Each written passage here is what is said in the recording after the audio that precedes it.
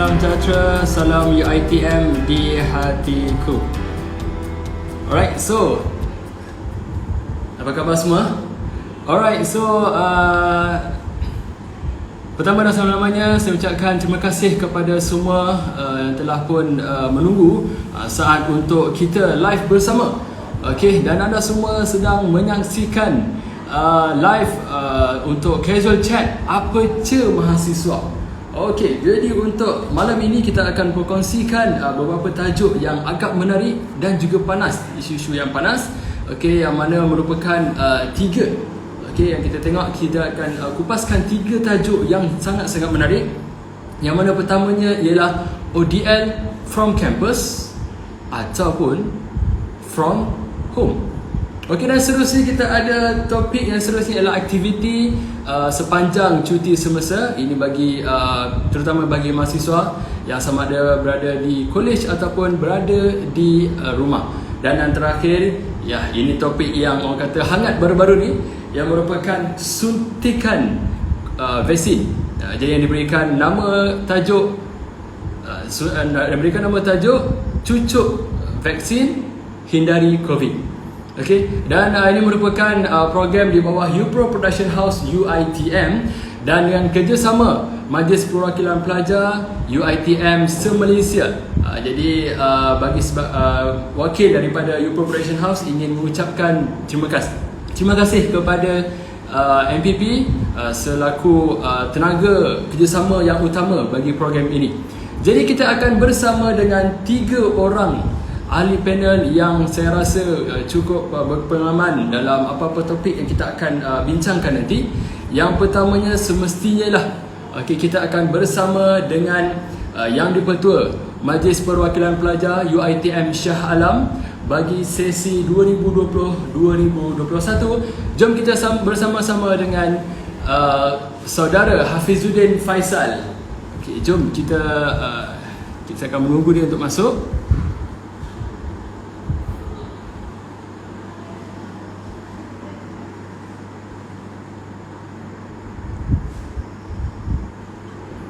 Okey, bagi penonton-penonton yang sedang melihat live Instagram IG ini, so boleh wawarkan dekat grup masing-masing. Okey, sementara kita akan menunggu untuk YDP akan masuk dan kita akan pergi topik by topik.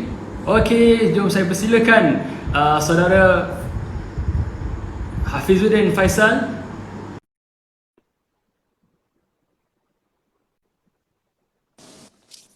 Alright. Okey. Hai, apa khabar? Sihat, Alhamdulillah. Sihat. Faris, apa khabar? Sihat, Faris, kan? Alhamdulillah, sihat. Oh, ada kat mana tu? Kat rumah je, Faris.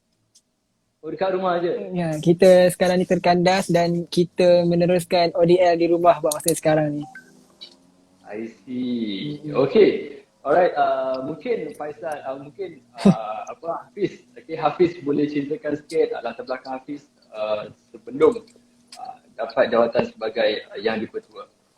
Okey, mungkin saya boleh terangkanlah serba sedikit latar belakang saya. Mungkin sebelum ini saya merupakan pelajar untuk jurusan diploma bagi kejuruteraan mekanikal.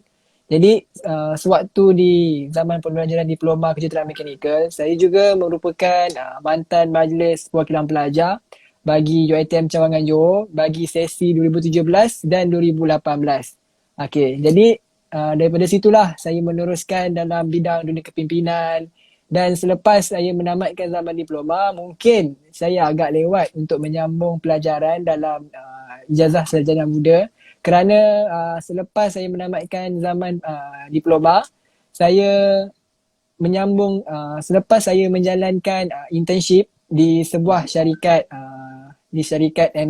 Malaysia Marine Heavy Engineering. Saya berada di bawah subkontraktor dan bekerja untuk disiplin electrical untuk projek oil and gas. Jadi daripada situ saya agak sedikit lambat untuk masuk ke dalam pembelajaran seterusnya lah untuk ijazah sarjana muda. Jadi itu merupakan serba sedikit lah pengenalan dan juga latar belakang saya. Dan Alhamdulillah saya sekarang ni merupakan pelajar semester 5 bagi ijazah sarjana muda dengan kepujian bagi kejuruteraan mekanikal.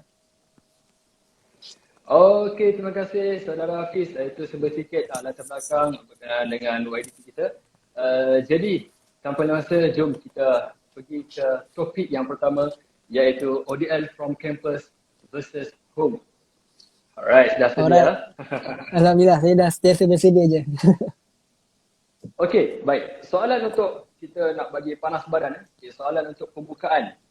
Mungkin Hafiz boleh ceritakan macam mana keadaan kampus sekarang.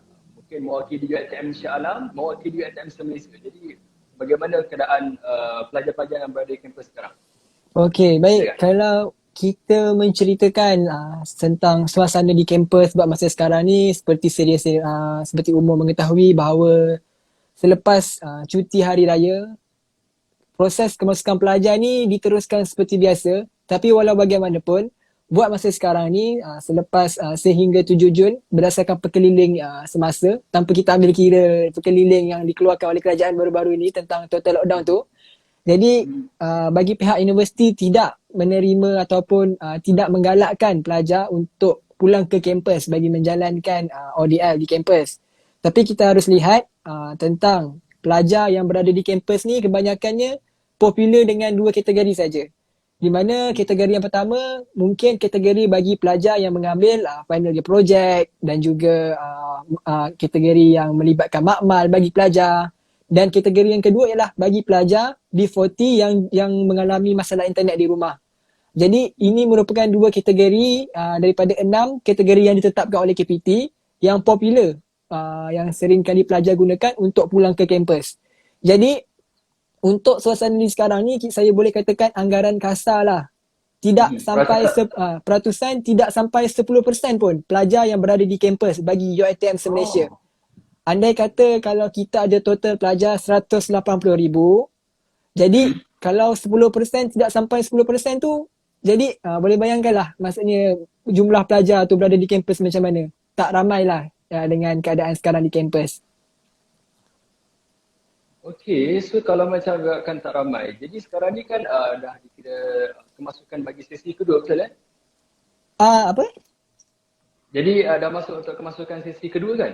Untuk baru-baru ni kan? Lepas raya kan? Untuk baru-baru ni sepatutnya selepas hari raya ni kita meneruskan tentang kemasukan fasa kedua. Tapi kita kena akur dengan situasi semasa yang berada dalam negara kita, dengan kes harian pun semakin hari semakin meningkat, dan kita kena tengok sebagai diri kita sebagai mahasiswa apa yang kita boleh buat untuk kita menjaga negara kita. Jadi kita kena faham untuk kita kekal di rumah, sentiasa mengamalkan SOP yang telah ditetapkan oleh kerajaan untuk kita kekal tenanglah di rumah untuk meneruskan pembelajaran. Akan tetapi, jika pelajar yang betul-betul mempunyai masalah internet yang tidak dapat bergerak ke luar negeri untuk pulang ke kampus, mungkin saya sendiri boleh ketengahkan penggunaan kaedah mobility campus. Di mana penggunaan mobility campus ini ialah kelebihan kita dapat gunakan. Misal kata saya duduk di negeri Johor dan saya tidak dapat merentas negeri ke Shah Alam. Jadi kita di UiTM, kita ada kampus di seluruh Malaysia. Jadi kita boleh gunakan mobility campus ni, kemudahan-kemudahan kampus yang ada di dalam negeri. Misal kata saya duduk di negeri Johor dan duduk di daerah Johor Bahru. Dan kampus yang terdekat bagi daerah Johor Bahru ialah UiTM kampus Pasir Gudang. Jadi mungkin kita bolehkan penggunaan mobility campus ni untuk pelajar yang betul-betul mempunyai masalah internet untuk pulang ke kampus dan menggunakan penggunaan internet di kampus. Okey, jadi ramai pelajar sekarang ni mungkin tak dapat nak bergerak ke luar negeri disebabkan isu-isu semasa dan juga sebagainya. Jadi kalau kita menggunakan kaedah mobility campus ni, sedikit sebanyaklah dua benda kita boleh dapat jimatkan. Yang pertama, kita dapat jimatkan pergerakan pelajar, dan yang kedua mungkin kita dapat menjaga keselamatan pelajar. Jadi tiada pergerakan luar negeri, tiada pergerakan yang melibatkan penggunaan wang yang banyak, tol, isi minyak dan juga sebagainya. Dan di samping itu juga benda yang paling penting ialah kita menjaga keselamatan pelajar lah. Untuknya kita nak membendung wabak COVID-19 ni yang melanda di negara kita buat masa sekarang. Ya, betul. Memang sesuai dengan hashtag yang diberikan oleh UiTM sendiri ialah hashtag UiTM Prihatin. Okay. Jadi sekarang pun kita pun dapat tahu kan, kita pun dapat tahu yang mana yang Amat Berhormat Perdana Menteri telah pun beritahu statement berkenaan dengan total lockdown Ya Jadi Allah. benda ni, itulah petang tadi baru dapat. Jadi benda ni kita akan kupas bersama dengan dua lagi ahli panel. Okey, jadi kalau kita tengok ODL ni, Open Distance Learning, dia sebenarnya dah mula daripada 18 Mac 2020 tak silap saya. Ya betul. Dan jadi hari tu tak silap saya hari Rabu. Sebab masa hari Selasa tu ramai orang yang semua nak packing barang dan sebagainya, dan sampailah sekarang dah memang kata kalau ulang tahun tu memang dah lepas dah. Kan, dah Betul? memang setahun dah. Okey, jadi masa itu ya 2 minggu saja yang lepas. 2 minggu je yang sempat untuk pelajar-pelajar yang daripada sesi Mac 2020 yang boleh kata apa, pengajian di face to face. Tapi sekarang ni sampailah ke kini ODL. Jadi ODL ini sampailah ke kini. So mungkin Hafiz boleh ceritakan macam mana keadaan pelajar-pelajar kat kampus ni semasa hari raya. Ini yang Allah. penting. Semasa hari raya. So Ya. macam Faris ada sebut tadi, sejak semester Mac lagi. So kita untuk ODN ni, ini adalah merupakan semester ketiga kita dah jalankan pembelajaran secara dalam talian. Semester yang ketiga. Jadi mungkin pengalaman yang menarik yang baru-baru ini untuk proses apa orang kata, keadaan semasa hari raya. Mungkin ada pelajar yang boleh pulang, ada pelajar yang menetapkan pendirian untuk tidak pulang berhari raya. Jadi untuk pengetahuan semua, bagi pelajar yang tidak dapat pulang berhari raya, mungkin pelajar-pelajar itu mengambil inisiatif sendiri untuk tidak pulang berhari raya untuk menjaga keselamatan diri dan menjaga keselamatan keluarga. Kita tak minta andai kita balik, kita dapat menjangkitan tu, kita dapat menjangkiti keluarga kita dapat family kita jangkit kepada kita dan kita bawa wabak tu ke dalam kampus. Jadi mungkin ada pelajar yang ambil inisiatif tu untuk menjaga kebaikan itu. Jadi saya sangat hargai kepada pelajar yang tidak pulang berhari raya dan mengambil satu pengorbanan yang besar lah untuk menjaga keselamatan diri dan keselamatan pelajar, keselamatan keluarga dan juga diri pelajar. Jadi ini merupakan satu pengiktirafan lah, pengorbanan yang besar buat pelajar yang memilih untuk berhari raya di kampus. Jadi untuk situasi berhari raya di kampus, saya yakin untuk di UiTM Malaysia ramai je pelajar yang berada di kampus. Cuma jumlah yang anggaran kasar tu mungkin tidak dapat kita pastikan. Akan tetapi untuk di hari raya di kampus, pihak pengurusan dia sentiasa menjaga kebajikan mahasiswa, sentiasa menjaga kebajikan pelajar UiTM.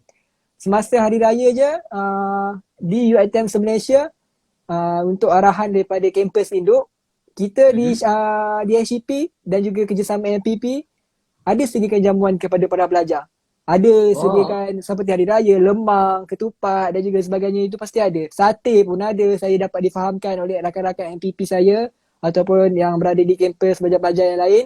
Makanan tu sentiasa mencukupi. Ada je jamu hari raya dan juga sebagainya. Jadi Memang menghidupkan raya memang lah, jadi sebelum hari raya tu campus.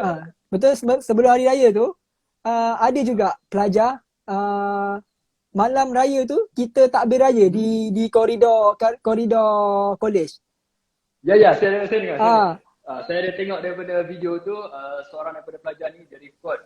Tak silap saya, yang boleh ialah duduk di hadapan kampus college kan? Ya, betul. Kita duduk di hadapan koridor dan itu merupakan satu dapat langkah yang baiklah sebab di samping kita menghidupkan suasana berhari raya, kita juga dapat menjaga keselamatan dengan menjaga SOP. So dari situlah semua pelajar duduk di koridor sama-sama membaca takbir raya dan juga launan takbir raya tu. Bayangkanlah, saya rasa saya tengok rakan-rakan punya video dengan dengungannya Allahu Akbar, Allahu Akbar. Saya merasakan macam cemburu tidak dapat bersama dengan pelajar-pelajar di kampus. Tapi suasana di hari raya di kampus bagi saya dan juga apa yang MPP saya sampaikan, memang suasana berhari raya di kampus ni sangat meriah. Pelajar turun ke bawah macam biasa, proses mengambil gambar, semua tu, suasana tu pasti ada. Cuma akan tetapi mungkin raya kali ini kita tidak dapat bersama dengan ibu bapa dan juga sanak ahli keluarga dan juga sanak saudara. Dan bagi saya, benda yang paling penting apabila kita menjadi pelajar, kita kena lihat 3 benda. Di mana 3 benda yang kita kena korbankan ialah pengorbanan masa, pengorbanan tenaga dan juga Yes, pengorbanan RM1. Jadi dari situ pelajar mungkin dapat faham dari segi pengorbanan untuk masa depan dia. Jadi bila ya kita betul. ada cerita kepada anak-anak kita nanti, ayah dulu ada pengalaman tidak dapat bulan beraya sewaktu COVID-19 untuk menjaga keselamatan ibu bapa dan juga sebagainya. Jadi jadikan itu sebagai satu kenangan yang manis lah buat pelajar dan juga buat kita seluruh pelajar-pelajar dan seluruh warga Malaysia tentang apa yang terjadi dengan situasi semasa sekarang ni. Betul-betul. Jadi saya Hmm. memang setuju sebab saya nampak juga daripada pelajar sendiri yang mana kawan-kawan kita sendiri sebenarnya buat live so malam Betul? takbir raya. Yang penting tu, pagi tu yang penting tu. Apa yang Pagi tu. penting? Makanan. Suap foto memang tak lepas. Betul. Gambar raya memang tak lepas tu. Siap ada saya nampak sorry saya ada orang pakai baju lengkap dengan samping dengan songkoknya bagi lelaki, bagi yang siswi dengan baju kurung, berbaju raya pagi tu memang ambil lokasi-lokasi yang cantik dalam kampus saja. So Betul? itu antara apa yang dilalui daripada kampus.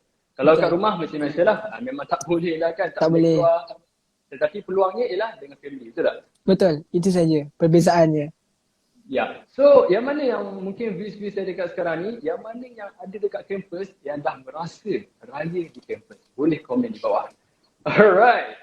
Okay, so kita akan terus juga untuk poin seterusnya ialah apa galakan bagi pelajar pulang ke kampus? Adakah benda ini bagi Hafiz sendiri dalam keadaan sekarang? Yang mana yes, kita tahu diorang nak sangat balik kampus. Lagi-lagi yang sesi Oktober 2020 dengan ni baru-baru ni sesi Mac 2021. Diorang nak sangat balik. Jadi apa pandangan Hafiz? Okey, Cik, jadi untuk dari sudut pandangan saya lah, mungkin kita kena lihat atas faktor apa pelajar ingin pulang. Kalau kita lihat atas faktor akademik, jadi mungkin pelajar, mungkin ada yang belum tahu ataupun ada yang dah tahu, pembelajaran untuk semester kali ini, sehingga habis semester kita akan teruskan pembelajaran secara dalam talian. Tiada kelas face to face, tiada kelas secara fizikal dan juga sebagainya. Pembelajaran akan diteruskan hanya secara dalam talian. Jadi mungkin dalam kategori yang pertama, dalam 6 kategori yang telah ditetapkan oleh KPT, mungkin kita boleh, bukanlah kita lupakan, tapi mungkin kita boleh ambil maklum bahawa tiada kelas secara fizikal dan juga tiada kelas secara face to face lah. Macam yang telah ditetapkan oleh UiTM berdasarkan Perkeliling 7 tahun 2021. Jadi UiTM telah menetapkan bahawa tiada kelas secara fizikal sehingga akhir semester. Jadi yang kedua, saya yakin dan percaya ramai pelajar yang nak pulang ke kampus ini disebabkan oleh mempunyai masalah internet. Itu yang paling kritikal sebenarnya. Yang kerana mempunyai masalah internet. Jadi macam yang telah saya sampaikan sebentar tadi Faris, jika pelajar betul-betul mempunyai masalah internet dan juga sebagainya dan tidak ingin bergerakan terlalu jauh, gunakan kaedah mobility campus ni. Jadi macam mana kita nak mohon mobility campus ini, mungkin kita boleh rujuk hal ehwal akademik di setiap cawangan ataupun kalau macam kita sendiri di Shah Alam, mungkin kita boleh terus pergi dengan MPP fakulti dan MPP fakulti akan rujuk dengan setiap hal ehwal akademik di fakulti. Yang lain, hello Faris? Okay. Misal kata kalau kalau macam di kampus cawangan yang lain, mungkin kita boleh rujuk di HCA di setiap cawangan-cawangan. Sebab saya yakin dan percaya UiTM ni sentiasa menjaga kebajikan pelajar.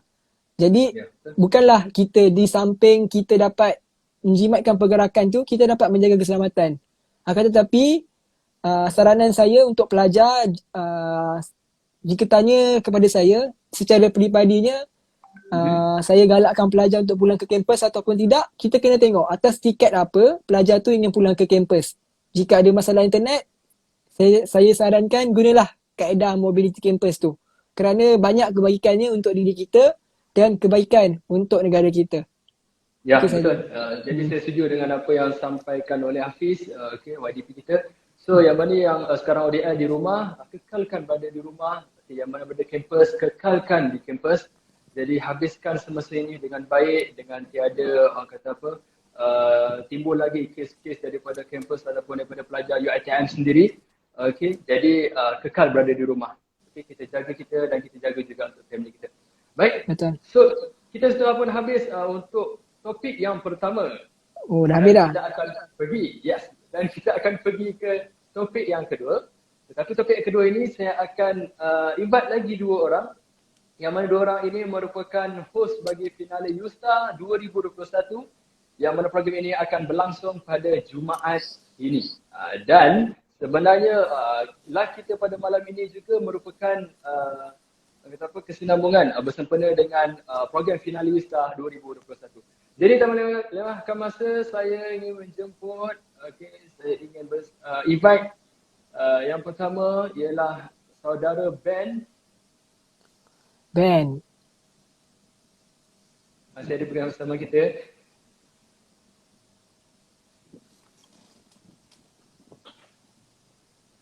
Okey, bagi penonton-penonton yang masih lagi tengok live, ada. Oh. Yo. Hai Ben. Hai, Assalamualaikum guys. Baik Ben. Sihat guys. Baik, sihat. Dan kita bukan bersama Nabil saja, kita akan bersama dengan one of, orang kata dia sebagai ratu. Ratu apa Ben? Ratu? Ratu Hijabista, Ratu Hijabista. Ya, yang penting gelaran mendapat tu Ratu Favorite. Dipersilakan saudari Melia Azizi. Mana dia? Dia on the way. Ya, itu dia. Hai. Ini office ke apa ni? Aish, dapur. Dapur. Ni baru masak ni tadi, tak sempat tu terus buat live. Ya, betul. Wah, dia suami adalah suami nak dijaga. Apa Tiba. tiba suami. Alright, Okay. so kita dah bersama dengan Hafiz sebentar tadi dan sekarang ni kita bersama dengan Ben dan juga Melia. Jadi untuk soalan yang pertama kita nak tanyakan kepada Hafiz terlebih dahulu. Okey, apa aktiviti mahasiswa di kampus? Mungkin Hafiz boleh sharekan dekat pelajar-pelajar kat kampus ni dulu. Okey, sepanjang cuti semester minggu. Okey, jadi mungkin saya boleh ceritakan tentang apa aktiviti pelajar di kampus ni berdasarkan apa yang telah ditetapkan oleh MKN sendiri yang membenarkan apa aktiviti di dalam kampus dan juga apa aktiviti yang boleh dilakukan di luar.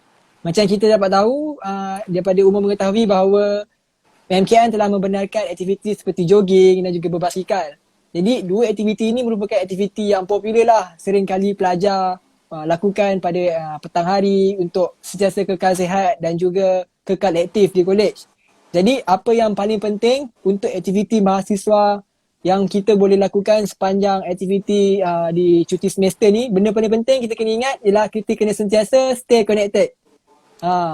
Jadi kita dapat tahu macam mana kita nak stay connected ni, kita dapat tahu macam sekarang ni ramai je di antara kita dan juga selebriti, public figures, kita telah banyak mempromosikan pelbagai aktiviti, mempromosikan pelbagai kempen kesedaran. Contohnya sekarang isu vaksin, isu di Palestin dan juga sebagainya, kita dapat gunakan kaedah di media sosial dan juga banyak aktiviti secara virtual. Banyak program-program dijalankan secara virtual dan juga sebagainya. Cuma kita kena tengok apa inisiatif kita sebagai mahasiswa.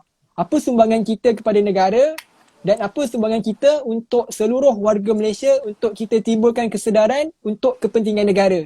Itu ialah paling penting. Jadi aktiviti di mahasiswa di kolej ni kita tidaklah boleh katakan terbatas. Akan tetapi kita kena amalkan penjarakan sosial, SOP kita kena sentiasa amalkan untuk kita jaga negara kita. Kita bukanlah nak kata di dalam kampus itu selamat. Tapi kita tak naklah benda ni terjadi. Mungkin di dalam kampus tu ada wabak virus tu tapi kita tak nampak. Jadi kita harapkan pelajar-pelajar yang di dalam kampus tu yang ingin melakukan sebarang aktiviti, sebarang sukan, sentiasa amalkan SOP tu. Sebab kita tak nampak virus tu dekat mana kan. Jadi itulah. Itu saja Faris. Okay, thank you. Ini mungkin salah satu pandangan daripada pelajar-pelajar. Ini khusus untuk pelajar-pelajar yang berada di kampus. Bagaimana pula pandangan untuk pelajar-pelajar yang berada di rumah? Jadi saya nak tanya kepada saudara Ben, yang mana saya nampak story Ben ni, dia setiap hari memang adalah track yang dia post. Tengok secara jauh mana. Ada target ke nak turunkan berat badan ke apa? Okey. Terima kasih saudara. Saya pun dah hampir lama tak jumpa Faris ni. Hari tu last kita jumpa sebelum raya untuk sesi satu rakaman kan. Jadi sebenarnya kalau pada saya lah, student-student yang duduk dekat rumah ni, kalau kita tengok banyaklah buang masa dengan study apa semua ni. Sebab secara betulnya student kita ni, betul ke dia orang study? Itu pertama sekali yang saya tahu. Betul ke dia orang study? Sebab saya percaya dan saya pun pernah buat sebelum saya habis degree hari tu. Kan, kita kebanyakannya kita akan Awak on dah laptop. degree ke? Adalah tengah intern lah. Tengah intern. Saya sekarang sedang intern. Okey, kebanyakannya kita akan masa kita akan on saja laptop ataupun telefon dan kita akan tidur. Itu adalah benda yang betul. Dan saya tak cakap semua, saya cakap kebanyakannya. Jadi banyaklah sebenarnya. Jadi dekat situ efisiensi untuk student ni sebenarnya dah berkurang dan sebab tu peningkatan akademik kita, prestasi akademik kita meningkat. Sebab perbincangan dan sebagainya itu semua dibuat secara berkumpulan. Okey, tapi dari segi kesihatan kat sini yang paling penting ni. Kita duduk rumah, makan, parent kita semua jaga kan. Tak perlu duduk college. Kalau kita duduk college, kita akan jalan, naik tangga ataupun Shah Alam. Kalau kat Shah Alam pun kena jalan kan. Kalau parking pun kat mana-mana, pun mesti kena jalan kat Adrian tu. Ya. Tapi bila kita duduk rumah dengan mak ayah kita, dengan adik kita, dengan dessert, dengan pizza apa semuanya, kesihatan tak mengganggu. Bila suruh bersenam, bagi alasan cakap apa, mak parent kita ada yang risau kan. Yang jenis psycho tak bagi kita pergi bersenam. Tak bagi kita bersenam sebab takut penyebaran wabak tu lebih cepat kan. Tapi sebenarnya kita pergi bersenam tu untuk kita kekal sihat. Bila kita tak bersenam, itu yang makin kembang itu ini ni. Faham? Jangan aktiviti kuat. Terasa. Tapi sebenarnya kita ni di rumah, kita boleh je sebenarnya pergi jogging. Pergi jogging boleh, pergi main basikal. Nak pergi main basikal, bang tak ada basikal. Itu semua alasan. Okay? Cerita dia, kita pakai kasut dan gerak, mulakan sekarang sebelum terlambat. Kita punya kadar obesiti dekat Malaysia ni tinggi. Darah tinggi pun tinggi. Kencing manis pun tinggi. Jadi macam ni, ini ke generasi-generasi muda yang nak mentadbir negara kita dengan penuh berpenyakit. Nak jadi ahli politik, nak jadi angkasawan negara, nak jadi apa sahaja kita dekat Malaysia ni, kita kena sihat dan bertenaga. Ya, ibu jangan bimbang, bekalkan tenaga, Milo. Okey? Itu yang paling penting. Yang paling penting sekali, kita kena sentiasa kekal sihat. Duduk rumah ni banyakkan bersenam, tak boleh bersenam kat luar, bersenam dalam rumah. Okey, yang penting kekal sihat. Sebab kalau kita ni dalam keadaan sakit, virus yang tadi tu pun lagi senang untuk menjangkiti kita. Lagi-lagi kepada golongan-golongan anti-vaksin. Dah lah anti-vaksin, bersenam pun tak nak. Lepas tu datang penyakit menyusahkan Malaysia, menyusahkan rakyat semua sekali. Yes, jadi, betul. So itu lah nampak ujahan-ujahan daripada kita punya kaki jogging kita. So betul, memang setuju dengan apa yang Ben cakap. Ini merupakan satu poin yang bagus juga untuk yang mana berada di yang mana berada di rumah. Tapi ada saya nampak one off daripada kawan kita sendirilah kan. So dia buat satu aktiviti yang mana dia pakaikan social media sebagaikan game. Okey. Kita tak boleh tahu. Ini TikTok ke Mas awak? TikTok. Yes, Akasha. Ya, betul. Jadi yang ini saya kongsi. Saya boleh kongsikan ini. Saya boleh kreditkan sikit kepada saudara kita. Kalau siapa yang ada TikTok, boleh check namanya di TikTok, iaitu Kasha, Kasyahh. Okay. So dekat sini, Kasha ni sebenarnya student daripada Fakulti Sains Gunaan. Dia menggunakan TikTok ni sebagai platform untuk menyebarkan ilmu, menyebarkan apa saja aktiviti yang sebenarnya kita boleh buat dan kita boleh kekal sihat dalam college, even ketika kita pandemik ni, okay? Kita boleh main game antara kawan-kawan kita boleh main juga game tu dengan kita punya family kita. Okay, sebenarnya game-game yang telah ditunjukkan dalam TikTok Kasha ni sebenarnya bermanfaat kepada kita. Itu sebenarnya satu-satunya aktiviti yang sehat lah untuk kita semua lakukan. Dan sebenarnya dia menggamit nostalgia, dia mengingatkan kita kalau yang mana yang dah habis kerja, dah bekerja tu kan. Dia tengok pada TikTok tu, oh ini kita pernah main ni dulu waktu dekat universiti. Oh ingat lagi game ni. Jadi sebenarnya kat situ kita dapat satu keunikan lah. Tapi masing-masing punya pilihan, itu hanyalah cadangan. Okay? Masing-masing punya pilihan. Betul, sebab saya memang menarik dengan one off game yang mana kalau sesuatu memang ingat lah. Bila kata MDS dia, bila kata MDS memang ingat game ni. Iaitu game apa? Yang kata dia macam ujian pendengar, penglihatan. Ujian penglihatan. Oh. Sana satu, yang ni dua. Tiga kat mana? Tiga kat mana? Kan? Yang itu senang je sebenarnya. Yang satu, dua, tiga Itu tu kan. one off game lah. Okay, menarik. Itu one off game yang dimain. So, walaupun tak kekal di kampus, benda ni boleh juga main. Okay, ini berada di kampus. Kita kembali balik yang mana berada di luar. Okay, yang mana kita sekarang bersama dengan dia merupakan juga ahli belia, ahli parlimen belia Malaysia juga, iaitu saudari Melia. So, Mel, Gitu. Mel ada join untuk sukarelawan kepada Nur Ramadan, kan, bersama dengan pimpin. Jadi mungkin Mel boleh ceritakan sikit apa pengalaman Mel mengikut agensi. Okay, before Mel ceritakan pengalaman, so untuk sesiapa yang tak tahu apa itu Kembara Nur Ramadan tu sebenarnya adalah salah satu inisiatif daripada pimpin, iaitu Persatuan Alumni Majlis Program Pelajar UiTM lah. So sesiapa yang pernah jadi MPP, dia akan, it's not automatically, tetapi sesiapa yang berminat akan register dalam ahli klub pimpin ni. So sebenarnya ditubuhkan khas untuk melakukan aktiviti-aktiviti selepas kita menjadi MPP di UiTM. So pimpin ni ada satu inisiatif which is dia dah lama dah bawa daripada tahun 2015 tak silap. So adalah satu nama dia Kembara Nur Ramadan. So KNR ni kita wujudkan adalah apabila untuk melakukan program aktiviti. Sebenarnya lah before COVID dia sangat happening tau program ni. Kita pergi ke rumah orang-orang anak yatim, orang-orang yang memerlukan, and then rumah-rumah tahfiz yang memerlukan bahan makanan dan minuman dan sebagainya. Dan selepas kita hantar dalam 2-3 rumah pagi tu, petang tu kita akan sama-sama buat masak-masak ramai-ramai untuk berbuka puasa pada hari tu. Which is this program totally buat pada waktu Ramadan lah. Kita akan pick satu hari, the whole day tu kita akan bersama-sama dengan budak-budak, all the team pimpin dan sebagainya. Tetapi untuk tahun lepas dan tahun ini, dia menjadi sedikit kelainan apabila kita ada COVID-19. So kita tak boleh nak menyinggah rumah orang sesuka hati. Kita tak boleh nak buat aktiviti fizikal, kita tak boleh buat besar-besaran pun, buka puasa dan sebagainya. So apa yang kita buat adalah kita masih lagi memberikan sumbangan, tetapi sampai di situ saja. Hanyalah sumbangan dan ambil gambar, dan tapi at least niat murni dan misi yang kita bawa daripada dulu sampai sekarang tu sama. Maksudnya ingin memberikan dan berkongsi rezeki bersama orang-orang yang kurang berkemampuan, orang-orang yang mungkin tidak merasakan kemanisan di bulan Ramadan macam kita yang ada mak bapa, yang ada duit, yang ada makanan bermewahan bila pergi ke bazar Ramadan, semua benda nak beli. Tapi ada kawan-kawan kita kat luar sana tak dapat benda-benda macam tu. That's why kita pun cuba untuk luangkan masa bersama mereka. Jadi untuk tahun ni merupakan tahun kedua saya sebenarnya join KNR. Kita panggil KNR lah. Sebab tahun lepas Abang Hafizi, iaitu pemangku kepada ahli pimpin, pemangku kepada presiden pimpin, dia sendiri tidak benarkan kita ramai-ramai tahun lepas sebab COVID kan. Tahun ni pun kita dapat buat memandangkan waktu tu kes sedikit menurun. So kita pun bolehlah buat, tetapi dengan SOP yang sangat ketat.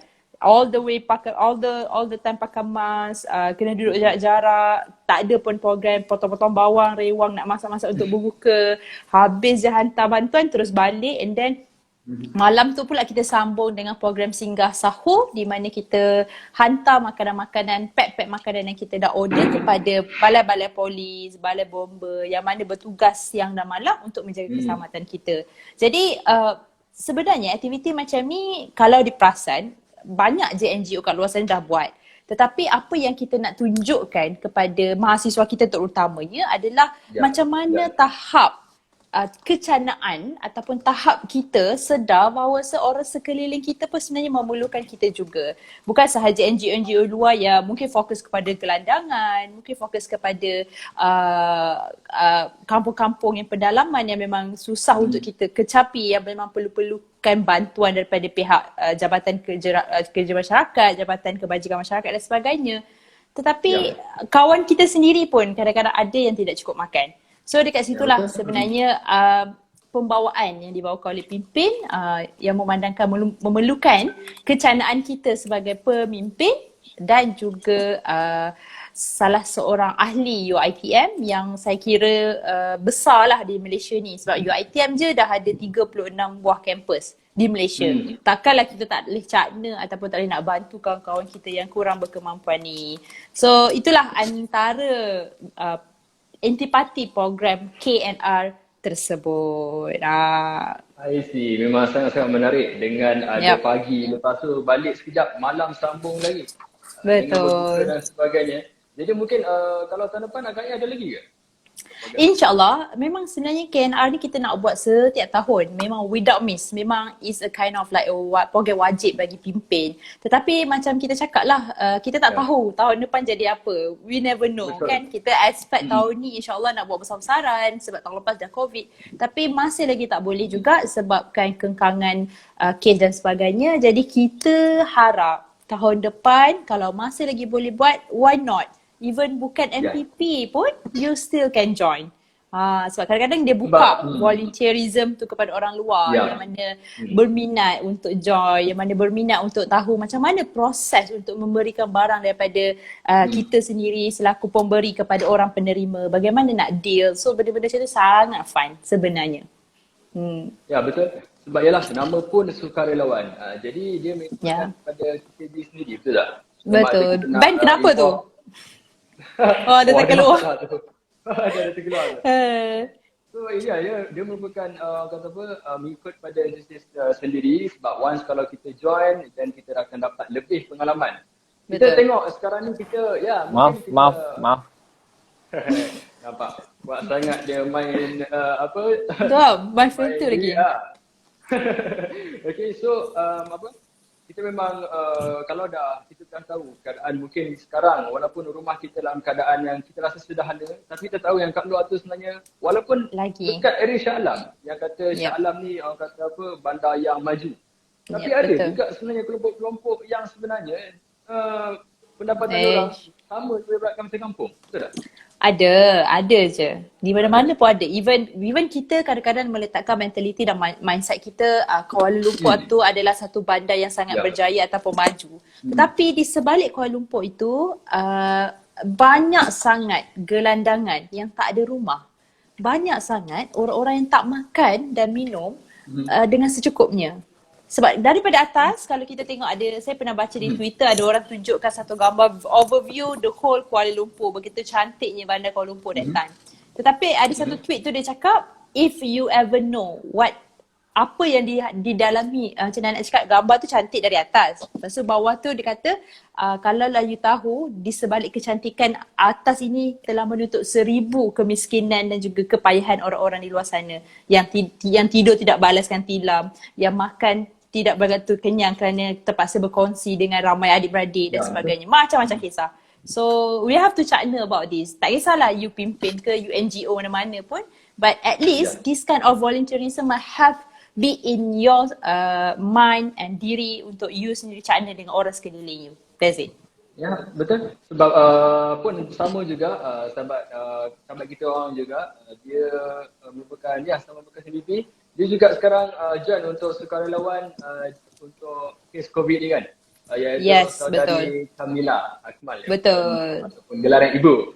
Yes. So macam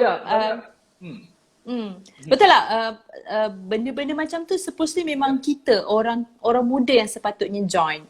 It's no longer orang tua sebab orang tua dah banyak facing a lot of high risk dah. Ada penyakit itu, penyakit ini. Kita lah yang muda ni yang tak ada penyakit ni kena join dan bantu mereka seadanya.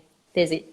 Sebab apa saya cakap itu sebabkan saya tertarik juga sebenarnya dengan daripada infografik yang dihantarkan oleh Kementerian Kesihatan Malaysia yang mana penyertaan sukarelawan kesihatan bagi menangani pandemik COVID-19.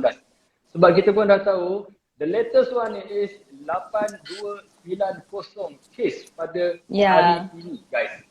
Yang mana tiga hari lepas, 4 hari lepas, naik 72++. And then naik lagi 76++. Dan lebih lagi 78++ malam dan hari ini 8290.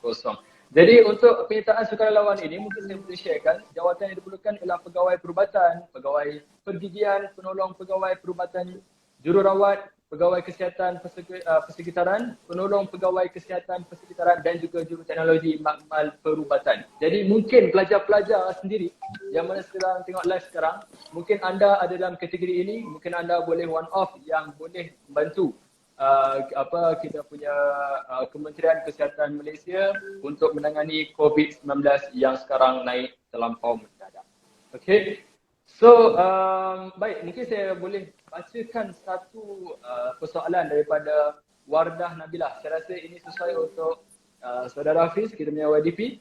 Sekarang kan kami kat college ni aktiviti dadah macam mana Still boleh jogging dengan berbasikal sepanjang lockdown? Okey. Jawapan Hafiz, silakan. Mungkin jawapan daripada saya ni tentang mengenai yang jogging dalam kempen dan juga berbasikal ni, kita lihat pada perkeliling semasa daripada Majlis Keselamatan Negara. Jadi kalau ikut perkeliling semasa, pergerakan pelajar di dalam kampus seperti aktiviti jogging dan juga berbasikal tu dibenarkan. Tapi kita tak tahu apa yang terjadi sewaktu lockdown 1 hingga 14 ni, kita tunggu lagi apa arahan daripada MKN, apa perkeliling yang terbaru ataupun SOP yang baru ditetapkan oleh MKN. Jadi kita masih lagi menunggu daripada Majlis Keselamatan Negara untuk SOP-SOP yang terbaru. Betul. Mungkin saya boleh tambah sikit for those students out there kan. Kalau macam kita baru tahu lockdown tu baru 20 minit yang lepas, betul tak? So we need to expect that our UiTM, the whole system of UiTM need to come down with one big decision. Okay? Sebab kes lockdown, kes PKP semua tu melibatkan beratus ribu mahasiswa UiTM sendiri. So mungkin bila you expect something in return, contohlah 20 minit after lockdown punya keputusan terus ada SOP UiTM ke, takkanlah kan. So mungkin esok insyaAllah UiTM akan update. So keep update dengan MPP UiTM Shah. Itulah yang sebenarnya the real info daripada UiTM itself. Jangan percaya rumours, jangan percaya UiTM convention ke dan sebagainya. Itu yang sebenarnya kadang-kadang memburukkan lagi keadaan tu. Itulah. Itu we talk about, we both lah talk based on our experience lah handling students kan bila dah kelang kabut. So hope sangat student terima info daripada yang betul saja. Platform Telegram info UiTM PP and then MPP UiTM Shah Alam di Instagram. Betul. Dekat situ saya ada tambahan. Jadi kita ni semua pelajar MPP, siapa rakyat Malaysia ke kalau menonton ni, paling penting sekali grup-grup WhatsApp parent-parent kita yang mengarut tu, tolong nasihatkan parent kita, tolong jauh-jauhkan bunga cengkeh. Itu nanti. Bunga-bunga cengkeh ni. Itu nanti. Nak maki juga ni tapi nanti. Kita sabar, nampak tenang je ni. Tapi saya nak maki golongan ni. Inilah dia yang kita kan topik yang hangat kita akan membawakan masuk ke agenda ketiga. Alright, dengan apa yang Mel said, yes, saya one off daripada pegawai di sekarang bekerja sekejap. Allah, keluar dah. Keluar balik. Habis sudah keluar. Okay, Instagram block ban. Instagram block ban. Waiver. Okay, so saya merupakan pegawai sementara di masih ada ni So di Yukro Prudential Pusat Kebudayaan UiTM. Jadi apa-apa program yang akan dijalankan pun kami sendiri di mana bagi wakil staff lain, mereka sendiri menunggu keputusan daripada semestinya daripada perkeliling UiTM dahulu. Selepas UiTM keluarkan perkeliling untuk staff, barulah untuk pelajar. Sebab apa? Kalau keluar untuk pelajar dahulu dan staff nanti akan buat tindakan yang tiba-tiba melulu tanpa menengok balik pada yang pelajar. Jadi apa-apa pun merupakan daripada staff dulu dengan lecturer-lecturer, pensyarah-pensyarah, barulah melalui pelajar-pelajar. Memang sokong apa yang Mel bagi tahu. Sebab kita ni bukan macam U lain, bukan macam IPT lain. Kita ni seluruh Malaysia. Tadi pun YDP kita pasti dah bagi tahu. Setiap negeri ada kita punya UiTM. Jadi bagilah masa sikit untuk untuk Naib Chancellor dan pihak-pihak atasan untuk membincangkan berkenaan dengan perkeliling yang akan keluar baru.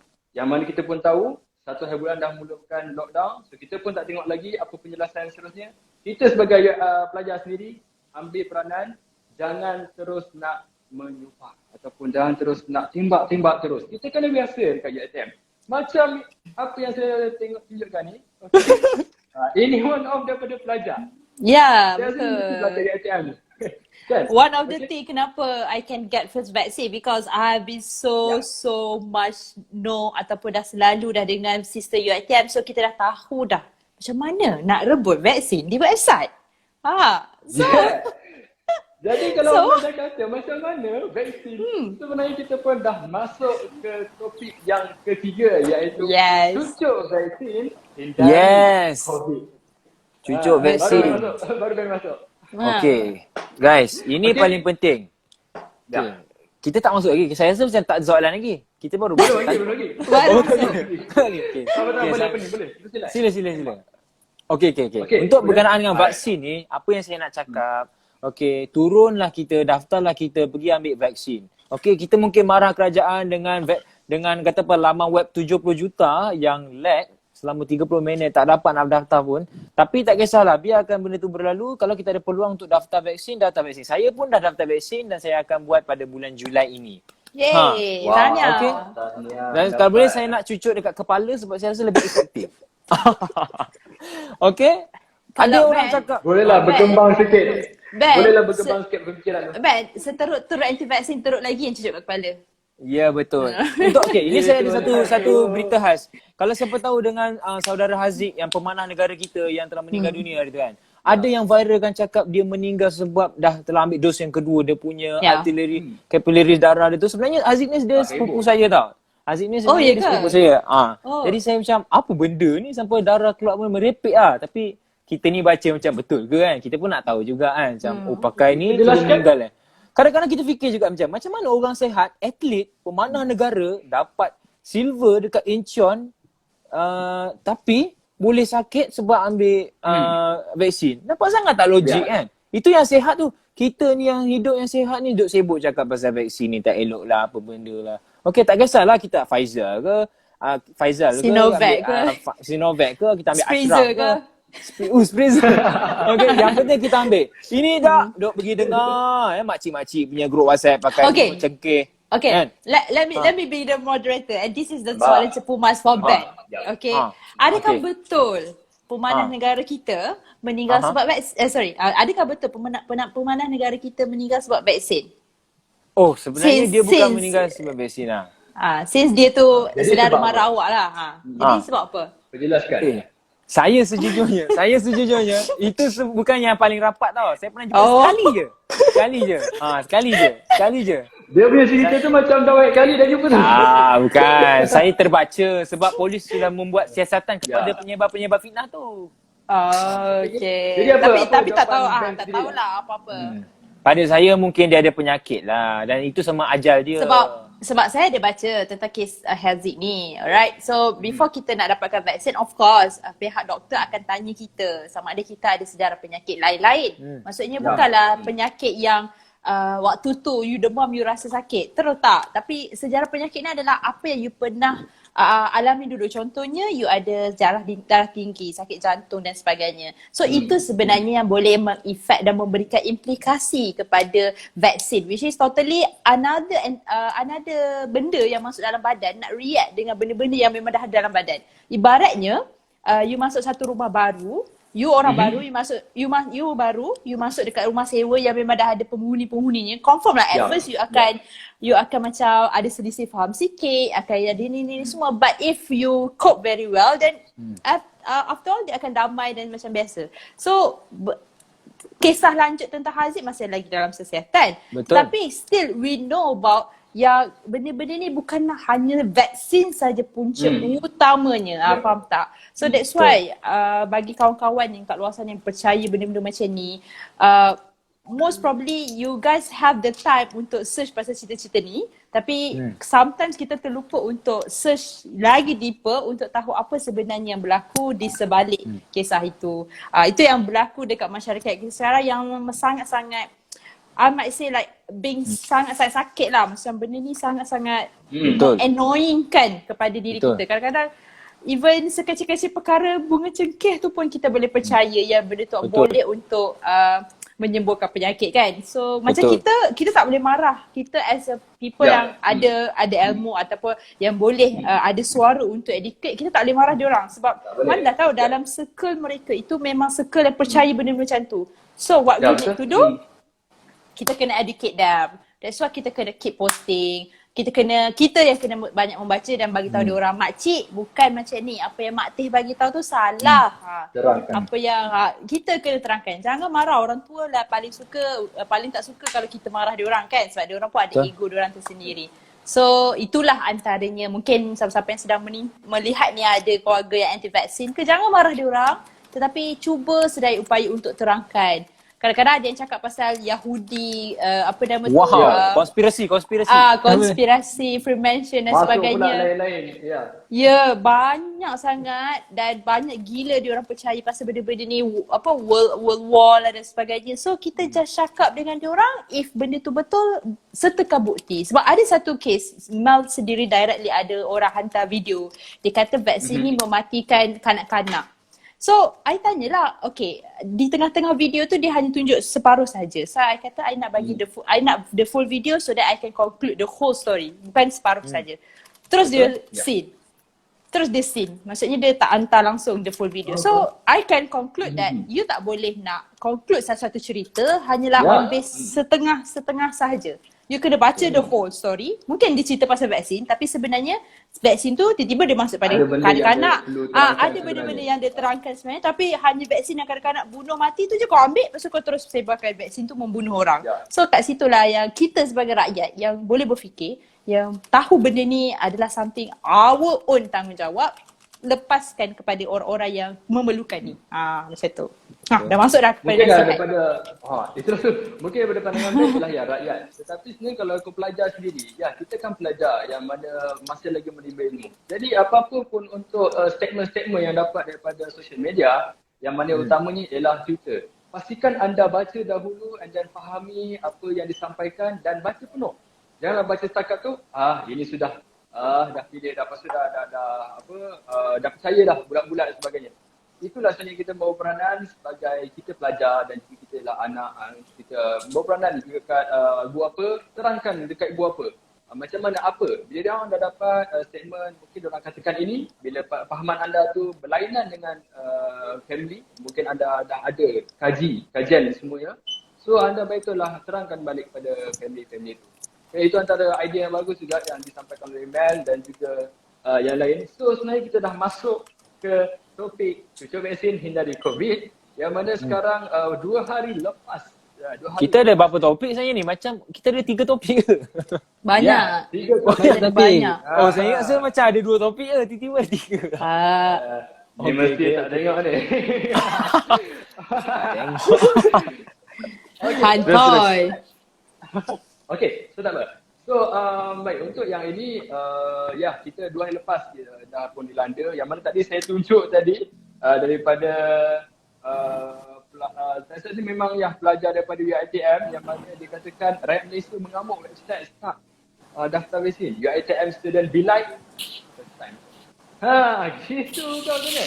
Jadi mungkin Hafiz, saudara Hafiz sendiri mungkin boleh ceritakan macam mana kalau pelajar-pelajar ni sendiri. Kita fokus sampai kampus, macam mana kalau pelajar sini yang dapat temu janji untuk ambil vaksin, macam mana pergerakan mereka daripada awal sehinggalah pulang. Mungkin Hafiz boleh ceritakan. Okey, baik. So, kita dapat tahu ramai pelajar yang mohon vaksin ni sebenarnya, dan ada je pergerakan pelajar di dalam kampus ni. Cuma buat masa sekarang ni, pelajar tak tahu macam mana UiTM membantu pelajar untuk pergerakan mendapatkan vaksin. Jadi mungkin saya boleh terangkan serba sedikit proses untuk UiTM membantu pelajar dalam pergerakan untuk mendapatkan vaksin. Yang pertama, daripada pihak majlis pengetua sendiri, iaitu majlis pengetua ataupun di college, kita ada staff president college. Jadi pelajar-pelajar mungkin boleh berhubung dengan majlis pengetua. Macam saya dapat lihat, ada sendiri dalam kalangan JPK telah mengambil inisiatif mengeluarkan satu Google Form dan telah membuat satu Google Form, dan pelajar-pelajar perlu isi Google Form tersebut, dan Google Form tu isilah detail bila tarikh pelajar mendapatkan vaksin, di mana dan juga sebagainya, di sekitar Selangor. Mungkin di kampus-kampus lain, andai di Johor, di Penang, yang baru-baru telah dibuka vaksin mungkin boleh berhubung dengan setiap barisan pengetua kolej dan juga SRK. Mungkin kita boleh rujuk dengan orang. Jadi UiTM ni sentiasa menyediakan pengangkutan. Jadi sentiasalah rujuk mereka untuk bagi tahu mereka bila pergerakan tu dilakukan. Macam tadi kita dapat lihat pun kita punya MVP vaksin. Jadi macam mana dia mohon tu, dia mohon permohonan tu dia rujuk dengan pengetua dan pergerakan itu berdasarkan dengan pengetua tu arahkanlah, mungkin ada daripada unit kenderaan untuk bawa pelajar. Jadi UiTM tak pernah menghalang pelajar untuk mendapatkan suntikan vaksin. Cuma untuk mendapatkan jawapan yang betul, kita perlu rujuk orang yang betul. Jadi tanggungjawab pelajar yang berada di kolej ini berada di bawah tanggungjawab pengurusan kolej. Selepas jam office hour 5 petang, tanggungjawab pelajar adalah di bawah staf residen kolej. Jadi mungkin pelajar boleh rujuk semula dengan staf-staf residen kolej dan juga staf-staf pengurusan kolej di UiTM. Itu saja Faris. Okay, so next kita boleh pergikan cerita sebelum pergi ke pen. Okay, saya rasa ya boleh untuk dua orang kita punya panel, Hafiz dan juga Mel, yang mana dah pun ambil suntikan vaksin pada Mel 6 hari lepas. Isnin lepas, yes. 24 Mei, ya. 24 Mei. Mana Hafiz baru je ambil 2 hari lepas, kan? Ya. Okay, so dipersilakan untuk ceritakan sikit pengalaman first man dulu and then barulah Hafiz. Betul ke efek tu sampai pening kepala, sampaikan lemau, sampaikan tak cukup tidur dan sebagainya? Dipersilakan tu. Oh tak, sebenarnya efek tu biasa, tapi adalah satu efek yang saya rasa macam sangat luar biasa tau, yang saya rasa macam tak semua orang akan rasa efek ni. Saya rasa saya makin cantik. Dipersilakan Ben, komen. Nasib baik band dia ni kan. Nasib baik. Kalau tak dia maki saya. Okay, tak apa. Let me be serious this time, sorry, tapi saja je. Benda tu sebenarnya bergantung kepada kita punya antibody. Okay, setiap orang berbeza dia punya ni. Pada hari pertama saya kena vaksin, tak ada apa-apa. Sangat cergas. Tapi satulah yang saya detect, saya lapar. Which is after vaksin lapar, bangun tidur lapar, nak makan je. Tapi nasib baik saya ambil vaksin dekat IDCC, so dapat makanan tau after that. So bolehlah jadi as a junk food, makan-makan sikit-sikit as a snack. Keluar balik. Okay, so esoknya I thought that I'm so strong for this. Okay, I thought that this vaccine is so small for me. So macam kacang lah kan. Rupanya tidak. Rupanya tidak ya. Untuk antibody saya malam tu dah start sakit, demam on off, dah rasa macam ada feeling nak demam, ada feeling nak macam tak sedap badan, you feel lah nak demam, tapi on off, dia bukannya sepanjang masa. Kedua, dia dah start sakit badan, you tidur atas katil pun tak kena, you tidur atas lantai lagilah tak kena, so you tak boleh tidur. So that night I slept macam pukul 1 saya tidur, pukul 2 saya bangun, pukul 2.30 saya tidur, 3.30 saya bangun. So dia macam keep repeating the same thing. Itu yang pertama, yang kedua. Yang ketiga, esoknya which is masa hari vaksin saya dah ambil cuti lah daripada kerja. So hari esok je tu saya probably masuk kerja macam biasa but doing my work from home. Tapi still cannot focus because you are so sleepy, sangat mengantuk. Dia macam you facing the computer, you buat kerja sikit, terus you akan rasa macam ngantuk. So you tidur. So itu on my side lah, I don't know the others. So you tak boleh compare my experience, but every person berbeza kan. Yang paling ketara adalah masa hari kerja tu, work from home tu, I slept 2 times a day. Tak pernah saya tak pernah tidur 2 kali dalam satu hari. Tapi that time around macam 2 kali sebab terlalu ngantuk dan I cannot focus anymore. So dan tak lalu makan.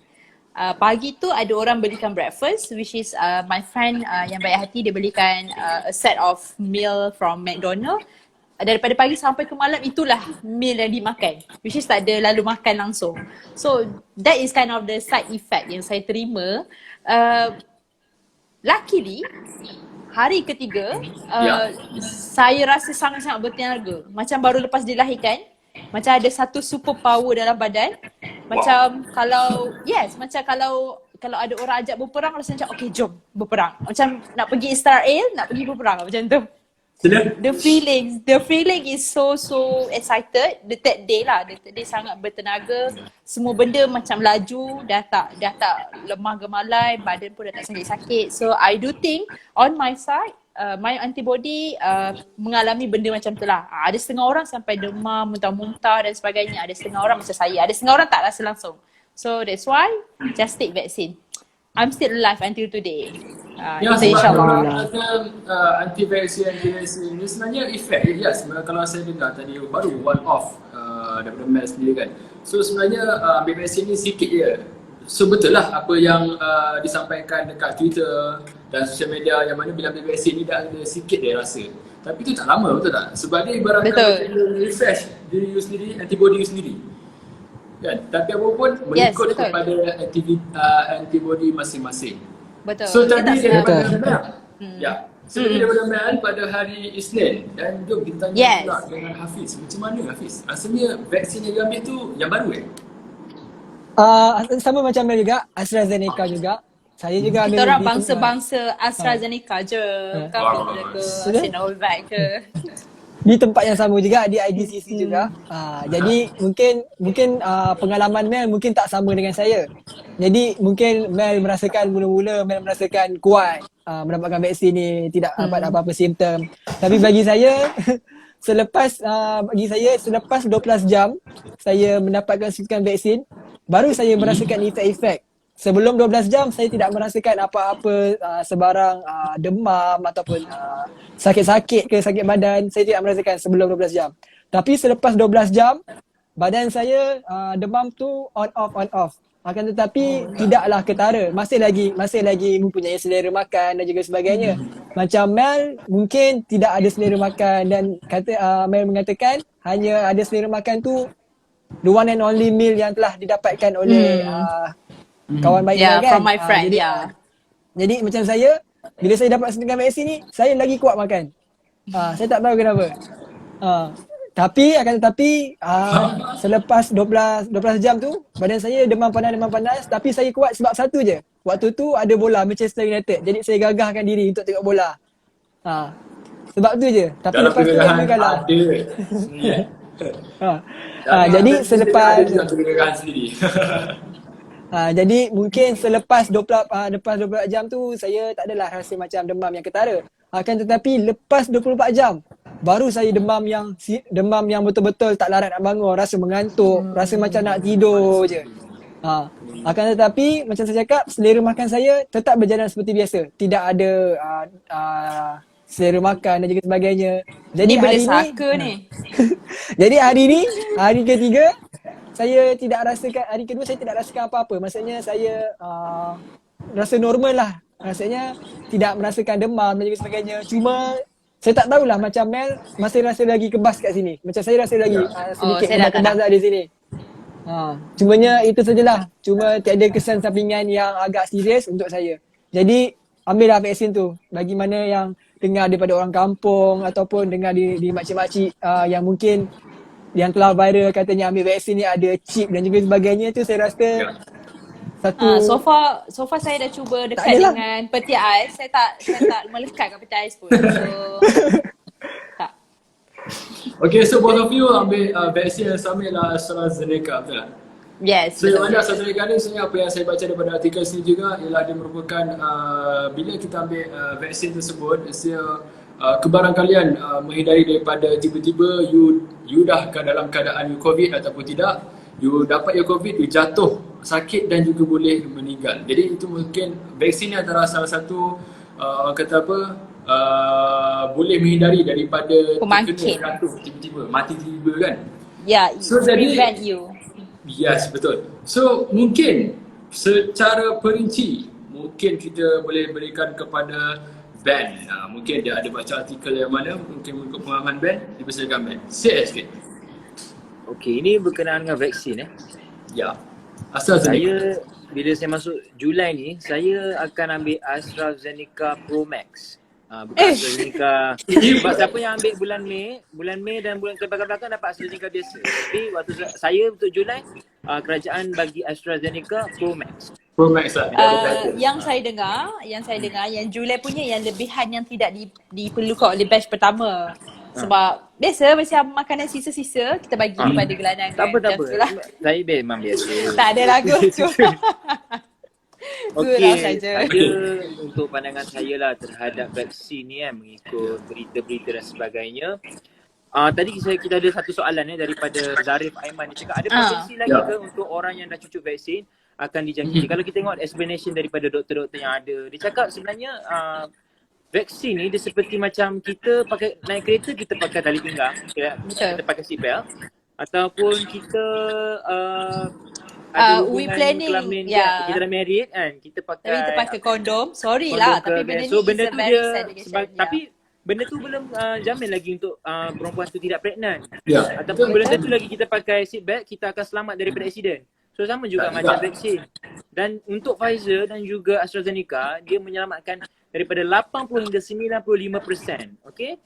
Kebaikan untuk vaksin ni sebenarnya dia melindungi kita. Kalau kita kena COVID, okey, mungkin kita tidak akan dapat simptom-simptom seperti orang yang tak pakai vaksin. Okey, mungkin tak ada jangkitan kita kurang, sakit simptom-simptom kita kurang. Okey?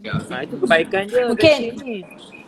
Mungkin Mel nak tambah sikit, silakan. macam like simplifykan macam mana orang nak faham vaksin ni. Sebab ada setengah orang macam takut bila pakai vaksin, dia orang macam expect langsung tak dapat penyakit, langsung macam kebal. No, sama juga dengan analogi bila you naik kereta pakai seatbelt. Bayangkan you naik kereta tak pakai seatbelt dengan you naik kereta pakai seatbelt. Bila you tak pakai seatbelt, you accident, kebarangkalian untuk you mati, na'udzubillah min zalik lah, mati, accident, cacat dan sebagainya tinggi. Sebab you tak pakai seatbelt, you tak ada prevention langsung, you tak ada apa-apa yang menjaga you. Tetapi kalau you pakai seatbelt, insyaAllah, kita tak cakap tak ada langsung, tapi insyaAllah daripada you tiba-tiba kena hantuk ke, ataupun kaki you patah ke, tangan you patah ke, insyaAllah boleh dikurangkan kerana seatbelt tu telah protect you daripada mungkin you tercampak ataupun you terlanggar divider masa you accident dan sebagainya. So that is how vaksin works dekat dalam badan kita. Bukan ke bermakna bila you dah pakai vaksin you terus okay aku boleh terus peluk yang positif. No. When you dah pakai vaksin, maksudnya kalau you kena sekalipun, kebarangkalian untuk kena ada. Tapi once you kena, you tak akan jatuh sakit seperti mana orang yang tak ada vaksin. Betul. Maksudnya Ada perbezaan peratusan you untuk sakit yang teruk macam masuk ICU, sesak nafas sampai kena pakai tank oksigen, itu insya-Allah tak ada. Tapi still you kena, tapi you mild coronavirus, COVID punya mild. Betul. Tapi orang yang tak ada vaksin tak ada protection. So the vaccine terus attack your body, so your body terus collapse and terus masuk ICU dan sebagainya. Itu perbezaan dia. That's why benda-benda ni yang kita kena bagi tahu dekat kawan-kawan kita. Sebab bila kita sebenarnya kena takut apabila kabar daripada anti-vaksin ni lagi orang percaya instead of the truth effect. So kita lah, walaupun kita ni bukan doktor, I'm truly not the doctor, bukan pakar pun, tapi I did a lot of reading about that untuk bagi tahu ke orang. Tolonglah macam tu. Spread awareness. So hebat yang mana yang betul. So yang mana yang tak betul ni macam you dengar daripada anti-vaksin dan sebagainya. So terangkan sebenarnya. Dia umpamanya betul. Dengan band yang apa yang sampaikan, itu antara salah satu umpama yang mudah untuk kita faham sebagai manusia. If a human, so you dah faham tak benda tu? You kena ada orang kata apa? Sediakan payung sebelum hujan. Sebab kita tahu Betul. tengah panas pun boleh hujan. Ini kan pula kita keluar dalam keadaan yang Tak ada protection. Tak ada protection. Betul. So sediakan payung sebelum hujan. So jangan risau untuk vaksin, untuk COVID ini. Yang penting niat itu yang penting. Hindari daripada vaksin. Okay? Jadi Hindari virus pun. kita ambil vaksin, hindari COVID. Itulah nama dia, cucuk vaksin hindari COVID. Ya ni awak dah nampak macam again vaksin. Anti-vaksin. Tak, nanti dekat part ni saya censor sikit. Okay, so itulah dia perbincangan 3 topik yang telah kita bincangkan Jadi mungkin kita boleh pergi ke pergulungan. Kita mulakan daripada saudara Hafiz kita yang merupakan YDP MPP UiTM Shah Alam. Dipersilakan. Okey, jadi mungkin sedikit pergulungan daripada saya. Mungkin kita dapat lihat tentang situasi semasa di dalam negara kita ni. Keadaan negara kita ni semakin hari semakin meruncing. Kes semakin hari semakin meningkat. Jadi untuk pergerakan pelajar di dalam kampus ni, kita kena tengok juga situasi semasa yang berada dalam negara kita. Adakah kita pulang ke kampus disebabkan kita nak mendapatkan mendapatkan keseronokan bersama kawan-kawan, dan adakah kepulangan kita tu dijamin keselamatan kita dulu, kita tidak dijangkiti. Jadi lakukanlah satu pengorbanan untuk diri anda, untuk masa depan anda. Jadi macam saya cakapkan, pengorbanan masa, tenaga dan wang ringgit. Jadi korbankanlah masa anda untuk 3 semester ni, dan insya-Allah kita apabila mendapat suntikan vaksin ni, kita harapkanlah semester akan datang ni kita dapat kembali semula ke kampus. Jadi kekallah kita ni sentiasa kekal tabah untuk menjalankan pembelajaran secara dalam talian, kerana kita tak tahu sampai bila lagi keadaan semasa ni. Jadi mungkin kepada semua mahasiswa ni, teruslah mendapat sokongan daripada ibu bapa, sokongan daripada rakan-rakan sebaya, sokongan daripada mungkin ahli keluarga lah paling penting, untuk sentiasa kita mendapatkan sokongan dan semangat tu untuk kita teruskan pembelajaran. Dan juga apa sumbangan kita kepada negara ni untuk menjaga dan menjaga negara kita ni dengan mendapatkan suntikan vaksin ni. Jadi janganlah dengar sebarang tumahan ataupun sebarang benda-benda yang tidak pasti kesahihannya, kerana macam yang saya cakap, untuk mendapatkan jawapan yang betul, kita kena tanya dengan orang yang betul. Jadi mungkin kita boleh tanya dengan pakar-pakar vaksin, doktor-doktor dan juga yang telah berpengalaman tentang vaksin ni. Contohnya macam contoh saya nak tanya dengan orang yang tak berpengalaman, tiba-tiba dia mengatakan macam tu. Di manakah sumber yang betul, fakta yang betul untuk kita jamin jawapan itu benar. Jadi kepada semua warga Malaysia, marilah kita bersama-sama mendaftar untuk mendapatkan vaksin, kerana itu adalah orang kata langkah pencegahan. Bukanlah 100% kita dapat membendung, tapi itu merupakan langkah pencegahan. Jadi jangan takut dan juga sebagainya. Jadi timbullah kita sebagai mahasiswa kena sama-sama timbul kesedaran kepada semua komuniti kita. Macam saya sendiri, saya daftarkan ayah saya daftarkan ibu saya untuk vaksin ni. Jadi timbulkanlah kesedaran sebagai mahasiswa, kita kena berani dan kita kena banyak membantu negara kita. Sebab itulah sumbangan kecil kita kepada negara. Jadi itu sajalah Faris, sedikit rangkuman ataupun pergulungan daripada saya. Hafiz for YDP. Yes, terus welcome Hafiz. Okey, so terima kasih saudara Hafizuddin Faisal, merupakan yang dipertua Majlis Perwakilan Pelajar UiTM Shah Alam bagi sesi 2020-2021 dan dia merupakan wakil bagi Esko Kebudayaan seluruh Malaysia yang mana untuk program Finale Yusta 2021.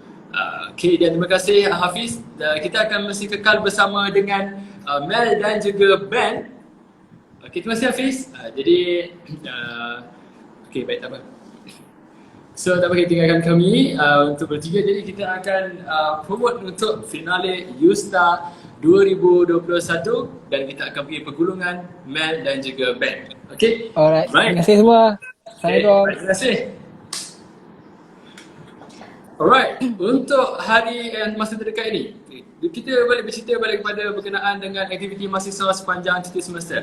Bagi di UPro Production House sendiri, kami akan menyediakan program-program yang mana menjurus kepada Yusta 2021, yang mana kita pun telah pun hampir masuk ke penutup, ada sampai kulit buku yang berhujung ni. Yang merupakan program Finale Yusta 2021 yang akan berlangsung pada 4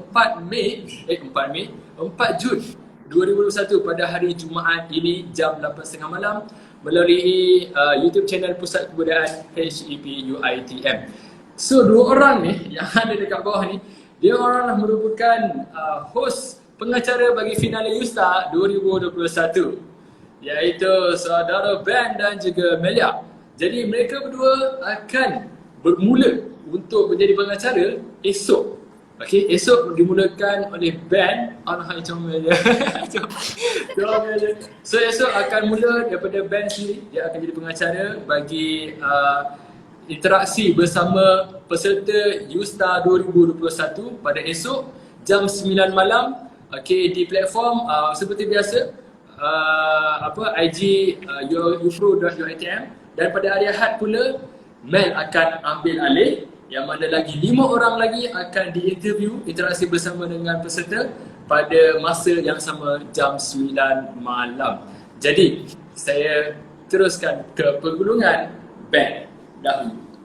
Hai guys, kita akan jumpa kepada sesiapa yang Hati-hati jalan, nampak jalan tak tu? hello guys, okay. So saya nak ingatkan kepada semua untuk sentiasa menonton dan menyokong kepada peserta-peserta untuk UStar yang akan bakal sahaja bermula beberapa hari saja lagi. Tapi untuk menggulung kita punya subjek vaksin tadi, cerita-cerita vaksin tadi, saya sebenarnya khas sebab benda ni paling fresh untuk golongan-golongan ARMY BTS. Ya, golongan-golongan ARMY BTS. Kalau kita satu keluarga, ada 5 orang adik-beradik kita, 5-5 minat BTS, jangan 5-5 pergi McD, pergi beli set BTS tu. Seorang je cukup. Okay? Ini nasihat untuk semua family, mana-mana kepada ARMY BTS, seorang je wakil beli untuk satu. Kalau kawan-kawan tu satu taman, beli untuk satu taman tu terus. Okay? Jangan pergi 1,000 orang nak pergi McD. Okay? Itu punca-punca. Kita tak nak ada kluster ARMY BTS. Okay? Hidup ARMY. Sini daripada Ben, okey, daripada Mel pula, persilakan Mel. Okay, to conclude all the things yang kita discuss hari ini, Mel berharap sangat my friends yang tengah melihat ataupun siapa-siapa sahaja kat luar sana yang mengenali kami expecting something worse sekarang ni, sebab bukanlah nak takutkan, okay, negara pun akan lockdown starting this June. Kita kena hadapi a lot of anti-vaccine out there yang tak nak berdaftar, yang dah mendaftar tak nak pergi dan sebagainya. So, it's now our own role untuk keep posting dekat social media kebaikan vaksin.